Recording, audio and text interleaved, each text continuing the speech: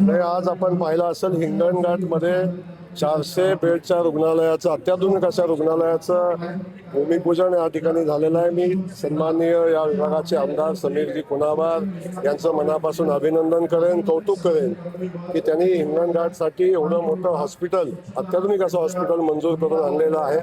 त्यासोबत या हिंगणघाटमध्येच मेडिकल कॉलेजची मान्यता मिळवलेली आहे.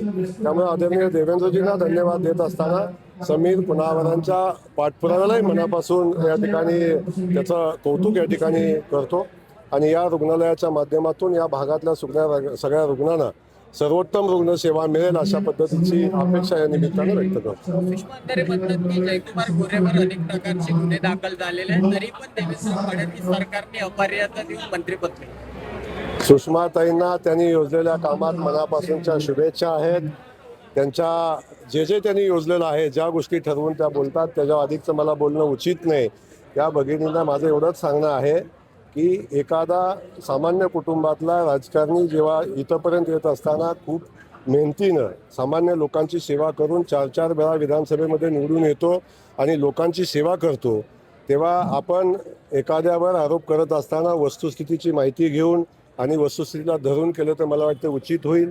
त्या पण सामान्य कुटुंबातल्या आहेत, माझ्या मोठ्या भगिनी आहेत.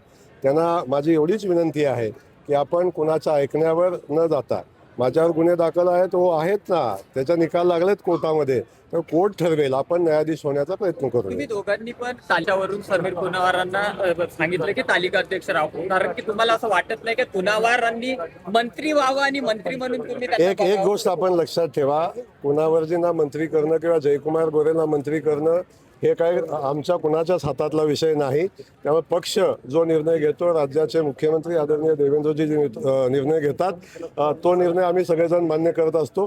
त्यामुळे हा फक्त भाषणातला विषय, त्याला फार सिरियस घेऊ नका.